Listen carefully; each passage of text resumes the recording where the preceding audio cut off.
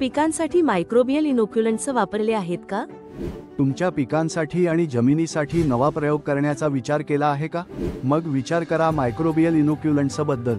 हे सूक्ष्मजैविक सहयोगी तुमच्या शेतीला नव्या उंचीवर घेऊन जातात। चला मायक्रोबियल कन्सोर्टियाच्या जगात डोकावूया। हे म्हणजे मायकोरायझा, बुरशी, जीवाणू आणि अगदी व्हायरस यांचा एकत्रित संघ। हा संघ तुमच्या जमिनीचा पोत सुधारतो आणि पिकांची उत्पादकता वाढवतो। हे मायक्रोबियल कन्सोर्टिया कसे काम करतात? नायट्रोजन आणि फॉस्फरस सारखे पोषक तत्व सुलभ करून पिकांसाठी उपयुक्त करतात। ऑक्सिन्स आणि गिबरेलिन्स सारखे महत्त्वाचे हार्मोन्स तयार करून पिकांची वाढ सुधारतात। जमिनीत आणि पिकांवर होणारे रोग आणि कीटकांपासून संरक्षण करतात, त्यामुळे रासायनिक कीटकनाशकांची गरज कमी होते। पाण्याचे शोषण सुधारून दुष्काळ सहन करण्याची क्षमता वाढवतात।